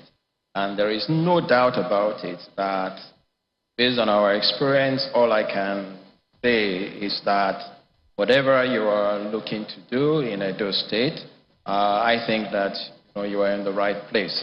So I'll just spend the next few slides going through, sharing some of our experiences, and then looking forward to what we'll see developing in Edo State over the next, in the medium term. The first slide, please. So going back to the first slide, the introduction slide, I think what we just wanted to do there is to set the scene. From our perspective, what we set to do with the Oshiomhole Power Project was to proceed with the power transformation, and which we have largely done. A lot of people have spoken about it. Today, I will just share a few more facts. Then the second thing is the industrial transformation. To be very candid, the power plant at the outset was based on our needs within the industrial park. We are developing process plants. But I still remember November 2016, His Excellency called me. I was in London, and his question was, what are you going to do for our people? I said, Your Excellency, thank God we have our license. Let's proceed. And that's how we proceeded. And today, the result is clear. Then the energy infrastructure. I think anyone that goes along the Sapler Road and sees our 33 kV transmission lines and towers will understand exactly what we mean. We meant business, and I'm pleased that we have done it. Then the partnership is a key theme of this summit. Yes, the partnership with Edo State government has been unique. At every point, even now during the operations phase, even this morning, I can assure you, of course, suffice it to say that the power we are using in this, summit is all from Oshiomhole Power. But I can assure you that even as we sit here, my operators are working around the clock, and we are communicating because it takes a tremendous amount of effort, just like the London Underground, to make sure everything is put in place, to make sure that we have light and we can do all the things we want to do. Then in terms of partnership, I will also mention Edo Refinery. Edo Refinery is also in Ologbo, and we have worked together, the management, the technical staff, and Edo Refinery is now in the process of commissioning, and we are following it. There's been a tremendous delay in the commissioning, but these things they are normal. I'm sure in a year's time, Mike would have forgotten about all those problems. But it's a true partnership. We have been patient. We have reserved power for Edo Refinery, and we will continue to reserve power for them until they are ready to commission. That's what partnerships are all about. Then in terms of the regulators, yes, you will hear us. If I want to talk about the challenges we have had, we can spend the next 2 days. However, along the way, we have had a lot of support, tremendous support. People from the Federal Ministry of Environment, when we did our EIA, NEC, the DPR, the Federal Ministry of Transport, the representative is here. We've had a lot of support, and so I don't focus on the negative, I focus on the positive. In terms of impact, 24/7 power is 24/7 power. You can't, it's very obvious. It's either you have it or you don't have it. And certainly, leading up to last year, in November 2021, our performance was 99.7%. Very simple. What it means is the number of hours in the month, the number of hours we provided power divided by the number of hours in the month. December, it was 99.9%. Earlier this year, we had a lot of issues, with the gas system and all of that, but all those issues, we're overcoming them. But the most critical thing is that we have set up a modern energy infrastructure. Just to be absolutely clear, the entire infrastructure we have, from gas generation, from the gas plant, power generation, transmission, distribution, all the way to the final customer is brand new. We're not using any existing system. Next slide, please. Okay, so just a very brief overview in terms of the process that we went through. We had a very long licensing process, and that took quite a long time, well over 5 years. And a lot of that was due to all sorts of issues. However, with the new electricity bill in Edo State, that particular issue is largely mitigated, and I can only thank His Excellency for picking up on that point. It makes a huge difference. Apart from creating the market, it removes the uncertainty and all the problems that we went through, including court cases from BEDC and all that stuff. But, we've overcome that, but more importantly, the state is in a different place. Then, of course, we went through all the various processes in terms of the design and the engineering, and of course, it was November 2020, exactly 2 years ago, that, we switched on the lights at the stadium. And then, of course, there was a tremendous excitement. And what we have done since then is to continue to build on that progressively. We'll come to it perhaps in the next slide. Right now, we have over 120 kilometers of transmission and distribution lines, brand new. And on an average, every month, we are extending the network by about 5 to 10 kilometers. As we sit here now, we have over 20 establishments who are in the process of connection. And this is the way we are developing in a progressive way. But it's also important that, when you have this development, it has to be done in a financially sustainable way. And this is what we have done. So moving on to the next slide, what you have there on the right is photographs of our engine hall and our workshop. And basically, please go back to the last slide. And basically what we have there is a situation where we have a very strong O&M. From day one, we had to design the O&M. And it's one of the reasons why the operation and maintenance for us is pretty straightforward, because a large part of our workforce are Nigerians. We train them. The design was done by us, was done in London, but we fully participated. But a large part of it, the construction of the towers that you see, were all done by our local staff. So because anything you design and you engineer yourself is easy to operate. That's the principle. So we don't need to pay dollars to expatriates to operate our systems. We operate our systems. So the next slide, please. So there, in terms of the current situation, we provide power 24/7, various government establishments, the Secretariat, the Government House, the High Court Complex, House of Assembly, the stadium where we started, the major hospitals in Benin, the Civil Service Commission. And then moving on to the industrial hubs, the Production Center, the Innovation Center, the Benin Owena River Basin Authority. I want to mention the partnership with the Benin Owena River Basin Authority has been exemplary. We've worked together with our team, and we provide Benin Owena power at their head office in Obanyato, as well as in Benin. And then, of course, Edo refinery, because in a refinery, essentially the primary facility is the power. So essentially, we provide the facilities and utilities to Edo refinery. We concluded that connection February this year. And since then, we have been ready for them. Commercial centers, the Benin Mall, communities, and, local communities where we are is where the refinery is where the Saro project is. But Ologbo had not had power for 6 years. Parts of Benin will have power for 25% of the time, 50% of the time. Ologbo hosts one of the largest flow stations we have in this country with a capacity of over 400,000 barrels a day. But for 6 years, they had no light. So, but thankfully, we completed, and today, funny enough, Ologbo probably has more power in terms of availability and accessibility than most places in Abuja at a cost that is minimal. So that's just, the transformation that has happened there. Then the street lights. Of course, for us, it was about 24/7 power, then the street lights, and then the security. So that in particular is something that we have been very pleased about. Then just talking about impact, typically the way we would look at power is not so much about the megawatts, it's the megawatts per capita, the power consumption per capita. You see some statistics there, which is from the IEA.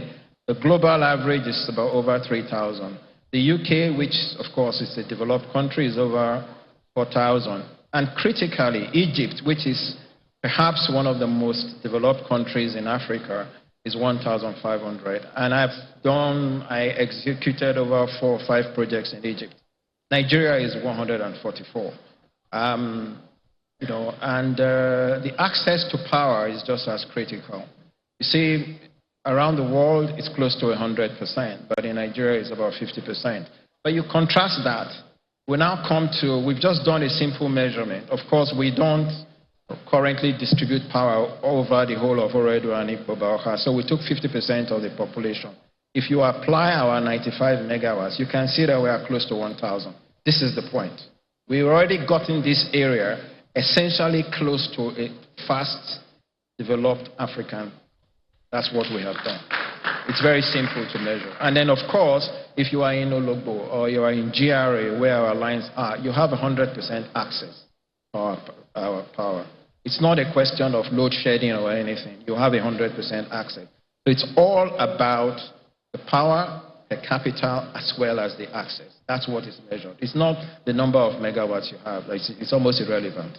So we're moving on in terms of the next phase. We look at this from 2 aspects. One, of course, there are 3 senatorial districts in Edo State, and I'm asked all the time, how do we extend power to other parts of Edo South? How do we extend power to Edo Central? And how do we extend power to Edo North? A lot of this is part of the reliability plan that is under development by the government, and of course, a core part of the electricity law development. But I will just suggest that for the sake of argument, if our target for the entire state is 1,000 kilowatt hour per capita, then it requires over 900 megawatts, basically. That's our target, and that has to be our target to start with. And of course, the access to capital, has to be access to power, which has to be 100%.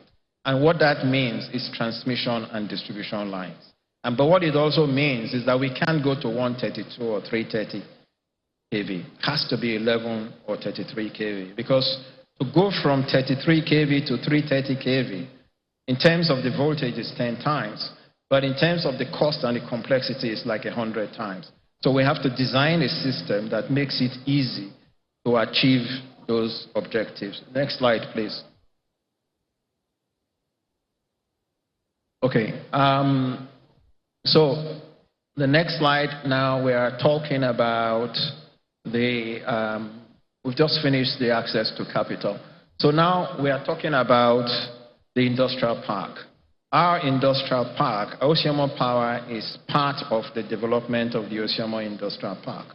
And the Osiomo Industrial Park is primarily focused on large industries. And it's those industries that really drive the economic development. Now, our projections for the industries we have within our industrial park is one where we, from day one, when we applied for our NEC license in 2013, we indicated to NEC that what we are building is a 550 megawatt power plant. What we have done essentially is the first stage. So that's our target, and that's what we need for the process plants that we are going to put in place at our site. And those process plants are pretty well advanced, and we are pushing on with them. But what that means is that for the Benin Industrial Park, for the refinery, and all the other projects around Ologbo, they are going to have the opportunity to have, the upsurge in power that is going to come with that. Because the critical difference here is that the power that we are generating and distributing, it's available 100% to, all the industries within Edo State. We don't have a commitment to put any of our power on the national grid. There's never been any need for that. Okay, so essentially that's the background to that. And the next slide, please. So essentially we've reached the conclusions, and there are some critical conclusions here that I would like to share with the audience. Number one, we have a situation now where we have a very, very stable system. Because one thing about power is not only having the access to the power, it's the quality in terms of the voltage and all of that. That a lot is not talked about that, but a lot of the industries who are connected to our power attest to that. So, but what is also important is the industrialization. I give you an example. We have an oil mill at Obayanto that is connected to our 11 kV network. At a point in time, that oil mill consumed more power than the whole of Ologbo. So this is why it's absolutely critical that we develop, these small, medium enterprises. You can imagine what our power does to that. Prior to that, the network did not even get to that oil mill. They were using diesel all the time. It's transformed that business. They employ people, they produce palm oil. Now, there is another oil mill at Owanoba, which is after Obayanto, that we are connecting. And in addition to that, there is a new oil mill that is being built at Ologbo, which will commence operations next month. So this is the transformation that we are talking about. So it's not only to provide power, people in houses to be comfortable, but this is a tremendous part of the industrial development. So this is what we are seeing on a daily basis. So we see a situation there where there's going to be a tremendous upsurge, and we encourage industries to come in close to us, inside the industrial park, outside the industrial park, in Benin, anywhere in the state, and we will try as much as possible to support them with stable power. That's one. The second thing, of course, as is attested to by the lady that introduced me, we see a situation, we're getting calls every day of companies that want to relocate to Edo State, primarily because of power. And that's a tremendous testament to what the government has done. Then on our own part, the reason why I have always focused on the large process plants, and I have numerous examples of having the privilege to be part of many process plants in Qatar, in Egypt, in Oman, is because that's what's really going to change the economy. Because every single product that we are signing for our industrial park are products that are being used in Nigeria, but imported. And everything we need to make those plants and those products are here in Nigeria. So this is absolutely critical. I have seen situations where just one single process plant changed the economy of a country. So that's why we are absolutely focused on it. These projects are large, they are complex, they are complicated, but we have to do it. If we have to do it to change this narrative of FX and everything else. And this is our number one vision and our number one mission right now. Thankfully, we have a lot of partners from all over the world, technology partners who have worked with over the years, who are 100% supporting us. So, of course, that is going to create a tremendous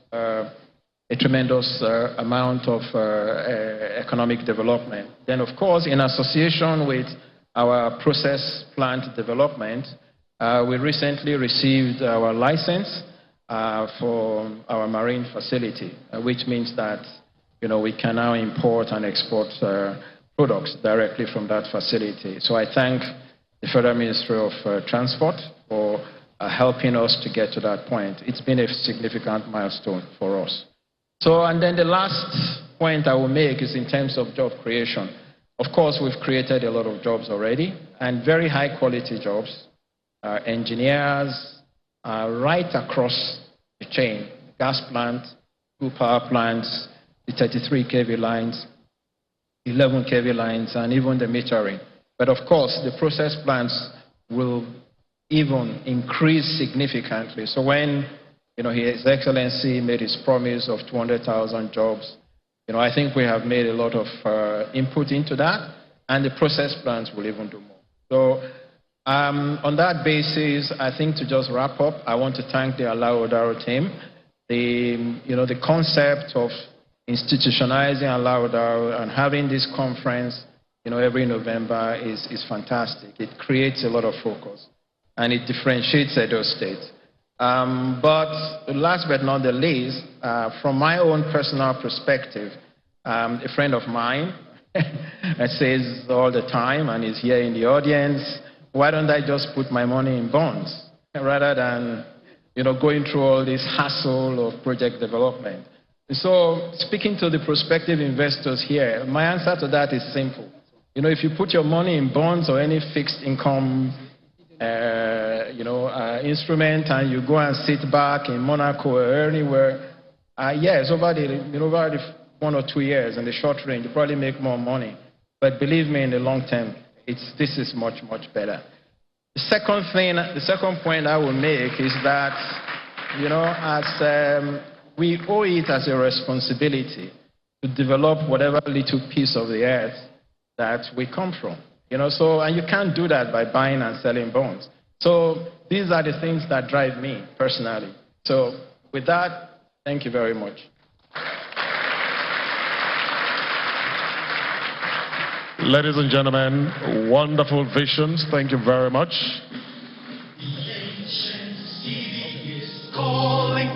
We now excuse His Royal Majesty, who has already indicated interest, to attend to other palace functions, and His Excellency will escort him out. He will converge thereafter. The music can continue. To serve is now the glory of the new Edo nation will forever be our pride. Beautiful Edo, glorious Edo, you're the heartbeat of Nigeria. Beautiful Edo, glorious Edo, stars are singing over you. You're the land people dream to be. Our treasures are found in all nations, and our greatness is second to none. Cameraman, just please. Our history forever shall We're going to have some pictures. How our kings have endured all times. Our people cultured in unity. Our hearts beat for the land. Rich culture, stories of heroes, legacies forever be. Beautiful Edo, glorious Edo, you're the heartbeat of Nigeria. Beautiful Edo, glorious Edo, stars are singing over you. You're the land people dream to be.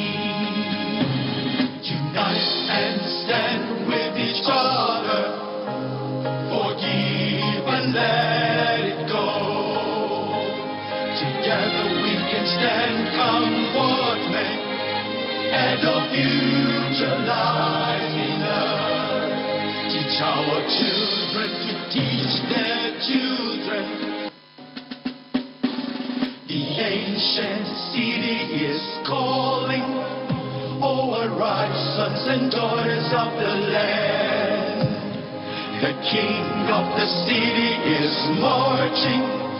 Stand up high to the pride of the land. The founding fathers have labored, and our time to serve is now. The glory of the new Edo nation will forever be our pride. Beautiful Edo, glorious Edo, you're the heartbeat of Nigeria. Beautiful Edo, glorious Edo. You're watching Channels Television's live coverage of the 2022 Alaghodaro Investment Summit holding in Benin City, the Edo State capital. Well, the summit has just taken a moment to excuse the Oba of Benin, who has to attend to other matters. He's actually been part of this investment summit for over an hour now, listening to some of the speakers talk about the strides being made by the state in various areas, and now he has to proceed to attend to other matters. There you see him being escorted by Governor Obaseki and the chiefs as well. This is a highly traditional state, Edo State, known for its decades and centuries of culture. So it's understandable that everyone has to rise to pay homage to the Oba of Benin. There you see Governor Obaseki, his deputy, Philip Shoaib, also there, escorting the Oba of Benin out of the venue of the investment summit. This is the 6th summit in its series, and lots of issues have been raised. Governor Obaseki earlier on addressed the attendees at this event, speaking about some of the work being done. And I think one of the striking issues he talked about is the fact that Edo State is well positioned in Nigeria, such that people who have to travel to different parts of the country in some way have to pass through Edo State. And he says this is a major advantage that the state can latch on to, talking about in terms of food production and, of course, power generation. The head of the Oshemo Power also spoke about some of the advantages that Edo State has in terms of power generation, the goal being about, over 500 megawatts, and even doing beyond that. So essentially, it's a convergence of investors, government, private sector, just to rub minds and see how far the state has gone. We now take you back to listen in for the commencement of the investment summit. The Enigies can come forward to the seats where the palace functionaries were seated. Yes. Thank you. Please, can we resume our seats? Please. This event is live on channels. Please resume your seats. And it's live on many other networks.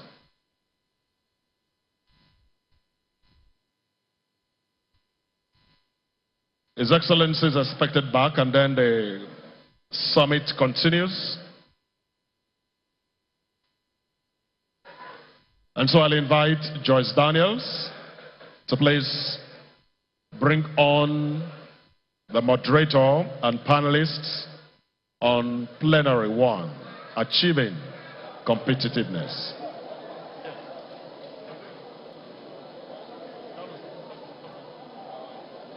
Distinguished guests, please, before I bring the members of the next panel, if there are people standing close to you, please tell them, let's sit down. Say to them, let's sit down. All right, if there are people standing around you, touch someone and say, let's go sit down. Let's go sit. Thank you. Ushers, please help us with some people movement. We're about to get into first plenary. Thank you to those who are leaving and returning to their seats. Thank you. Thank you. Yes, we see some more movement. His Excellency, our governor, has just returned and he's taken his seat. So please all, may we take our seats as we jump into first plenary. Ushers, please help us with some people movements. Thank you.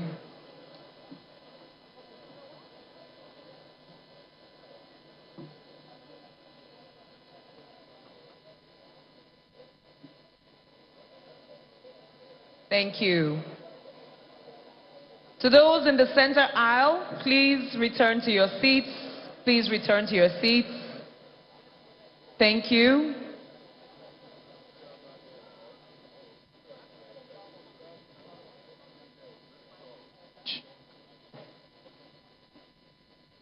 Yes. To those who are doing people movement, thank you so much. If you are asked to move seats now, please just do so very quickly. Thank you very much. Some people are being asked to move seats forward. Please follow the prompting of the ushers and just make it very snappy so that during the conversations it will be without distraction.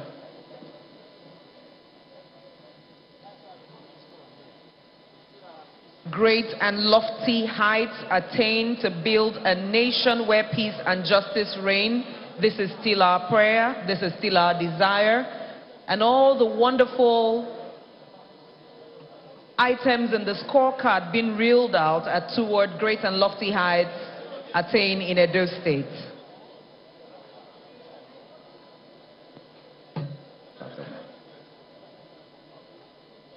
Now allow me welcome to the stage our first panel, which will be conversing on achieving competitiveness. The moderator for this session is the Chief Executive Officer, Agon Continental, and also member of the board, member of several boards indeed, Mr. Nnanna Ude. Welcome, sir. Please appreciate him. And just because I know he went to another FGC, Senior Nnanna, sir, welcome. Mrs. Ukinebo Dare will be joining up next on this session, and I'm just going according to the names in front of me.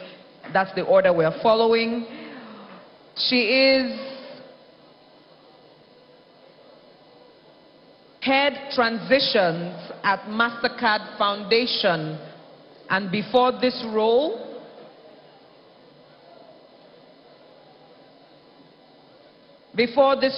she served as the pioneer managing director of the Edo State Skills Development Agency, also known as Edo Jobs. Please welcome her. She's now seated.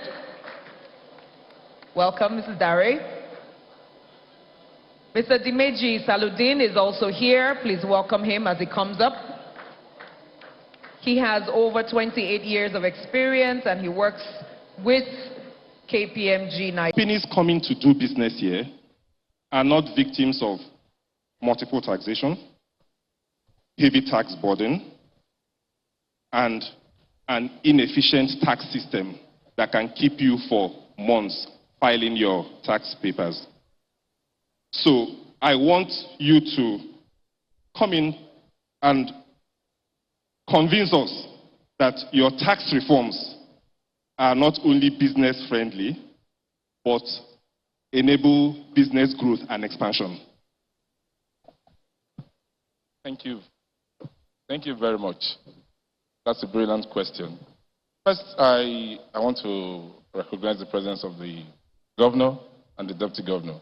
I want to adopt already established protocol. The beauty of Edo is that we are blessed to have someone who understands business to be our leader. And as such, you listen to his speech, the creativity, the innovations, that is driving business. For taxation to be what I would say, articulated and managed administration-wise, you need economic activities. We'll start from there. However, we have invested in technology. We have a system, Edo State Revenue Administration System, which has now made our tax system so transparent, accountable, and computation of taxes is no longer subjective. We do electronic assessment, not manual. All our tax rates across all MDAs are now on our website. They are uploaded such that you can go to the website, you can check any form of tax that you are about to pay. You will have the range or the rate as the case may be. Also, you can do online filing. You can do your assessment. When you come in as a new business, you come to us and we would register you depending on the nature of the business you are doing. If, okay, you are just going to be doing payee, you're a limited liability company, the withholding taxes that has to do with the state, you let us know because you are a collecting agent. We'll register you on our system, give you a unique identification number, a revenue identification number, and a tax identification number. All your staff are also registered with us. We have a new structure now where we have about 72 branches in all our local governments spread across, which means there is a tax office nearest to you, such that the issue of filing, you don't have to labor from Auchi to come to Benin to file. There is a tax office next to you. You go in, file your returns, we do your assessment. It is also not subjective. The system will calculate it based on your returns, and electronically, the assessment is generated. The beauty of it is that most organizations have tax experts managing their tax affairs. They interact with us. All this can also happen online, such that you can send in your returns. We'll pick it from our website, calculate, and also send back to you. You'll see your assessment. If you have any complaints, you can also reach us. We'll clarify it, because the beauty of taxation is that it is based on law. I cannot manipulate what is not in the law. More so, the efficiency of our system has made it easy for every taxpayer to be able to estimate what their taxes will be. And then you did ask a question, the issue of multiple taxation. We are in collaborations with local government now, because the problem has always been states will come and file this, local government will come and file this. No. In Edo, we have a new system of harmonizing our taxes, particularly those that have to do with businesses. We have a presumptive tax structure where the personal income tax of the business owner, the shop levy, which belongs to the local government, and the business premises, which is collectible by the state, are harmonized, 3 tax in one, and served to you. When you also make payment, you have electronic devices or means. We do not operate cash. All our tax payments and collection is cashless. And we have various mediums of effecting payment. Thank you. Thank you very much. That's very comforting to hear. And at least you can give him a round of applause for all of this. Businesses like to hear this type of story. But if we have the time, I will want to put the numbers to it. I would like to match your IGR and the numbers on business growth to make sure that they are properly matched. Dimeji, you know, one thing that John will tell you is that in spite of his best efforts, they will not be able to generate enough revenue to fund infrastructure. And the quality of infrastructure determines transaction costs and logistic costs for businesses. And so because public investment in infrastructure cannot deliver the quantity of infrastructure you need, PPPs now hold the key. I know that there's a PPP unit in the state. I also do know that delivering PPPs is really not an easy task. For the national government, and then you can imagine how it is for subnational government. And it's not just a Nigeria story. I said I won't say this, but you know, Edo no be Lagos, but I know you are working on some transactions in Lagos, PPPs. what insights can you share with us here about how subnationals can approach the design of PPP frameworks that can deliver infrastructure? Thank you very much, Nana. The truth of the matter is that from a global perspective, the world is not short of financing. In fact, the world is awash, with money, looking for outlets, to invest in, including infrastructure. From the records we have, there is in excess of $120 trillion in assets under management that is looking for where to put the money. If you now come back to the level of Edo State, and you look at our spend on CAPEX, it is actually in the region of 45%, which is decent, by any standard. The problem is when you now compare the current spend, let's say about 50 billion on an annual basis from annual appropriation, when you relate that to the funding gap that we have, you see that we have a huge gap. So we've got to find, a way to actually crowd in the huge volumes that are available out there. In the interest of time, I will mention two things. One fairly generic and the other fairly specific. The question you need to ask yourself is, why is it that there is so much need for infrastructure to be built? And despite the fact that there's so much money looking for such opportunities, the monies haven't come, okay?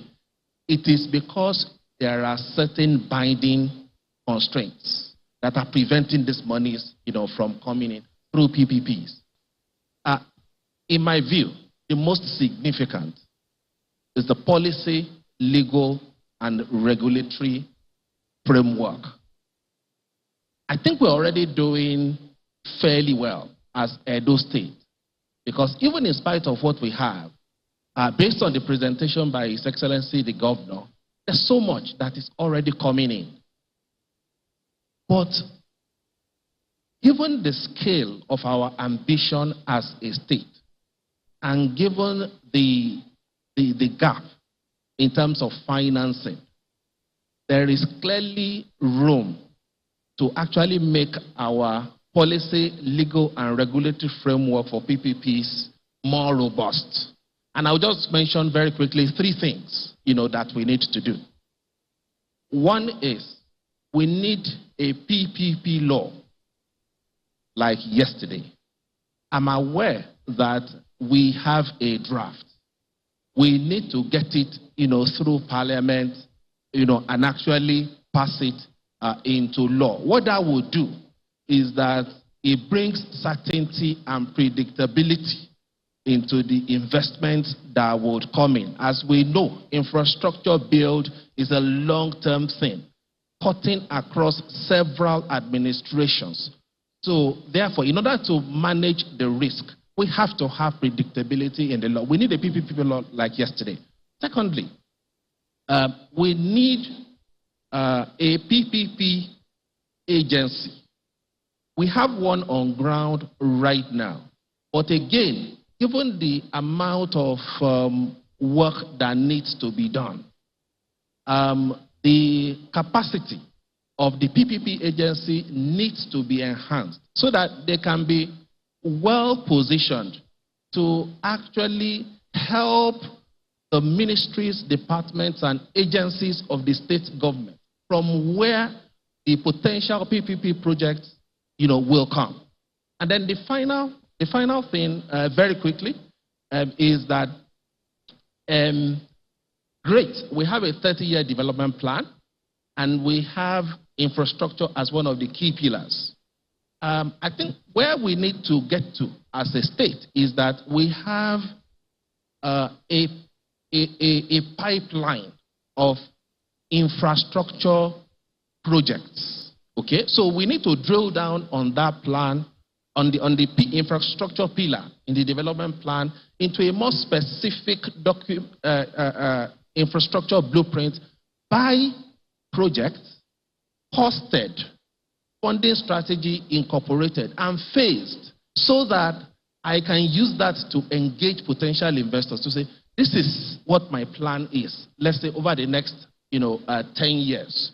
And then also the amount of funding would also, that is required also. The second thing, which is very specific, is that one of the major reasons why the funds are not coming in the quantum that they should is because there is a dearth of bankable PPP projects that are well structured.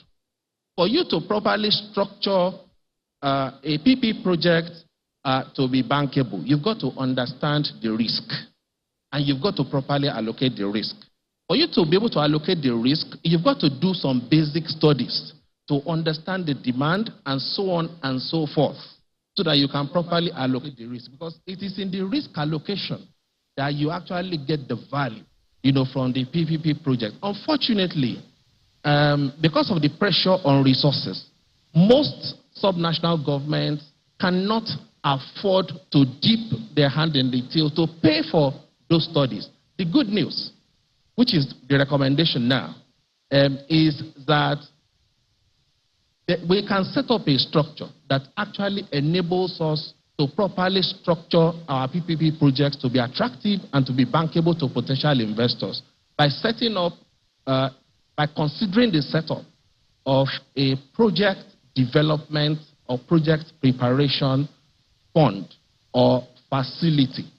Okay, I don't know if I have the time to go into it now, but I think I can stop there and then come back to talk about how it can work potentially. Hold your thoughts. You have already dropped a few that we can run with, but I'm going to come back to you to continue from where you stopped.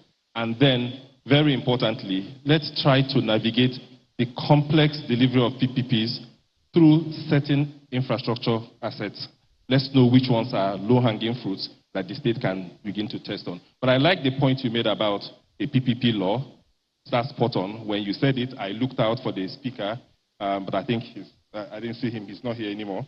I also like the point you made about bankable projects, and I will add gazetting them so that subsequent governments can continue from there. But we'll come back to that. Sorry, I'm an infrastructure man, so we can have this going on. But you made something very difficult for Sarah too. I had said to her earlier on that I was going to introduce her as the person occupying the most difficult job in Nigeria right now. Because when you go out there to seek foreign investment into Nigeria, sometimes I wonder what they tell you when they look at the way things are going. But we'll talk about that later. However, the governor is an investment banker, so he hit the ground running as soon as he took office to put in place some investment promotion deliverables, improved on the business environment. And I know that the state has a very good relationship with NIPC and PEBEC, so they are right on track. However, no matter what they do, they are operating within a national investment climate, right? So, what I really will want to hear from you is this. Is there an investment superhighway that can land in Ebonyi? I say in Edo. Sorry, I'm from Ebonyi State. That can land in Edo in spite of the national investment climate that I'm sure you know what it looks like. How can Edo State insulate itself and sustain investments coming into the state now that we know that the environment is very investor friendly? Thank you. Thank you very much. Yeah, we can hear you. Thank you very much. Before I proceed, I would like to seek the crave the kind indulgence of the executive governor and the Deputy Governor to say good afternoon to all distinguished participants present here today. Yes, you did ask me a very tough question, and I would like to answer it the best way I can. The superhighway for Edo to take advantage of exists in the sense that it all depends on the risk appetite of the particular investor. So from what I've seen today, I think the governor has done an excellent job, and I'm really, really happy to see what I've seen. And I know that when I go out marketing Nigeria to the world, I can proudly say that I have a role model state to tell the world.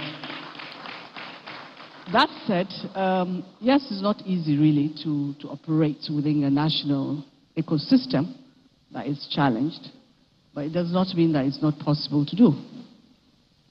Once the bankable projects, sorry, not bankable, once the investable projects that we can showcase to the world, and also with all of the testimonies we've seen here, with everything we've seen the state has done, then it becomes easier for an investor to make up their mind, even within the challenges Nigeria faces as a nation.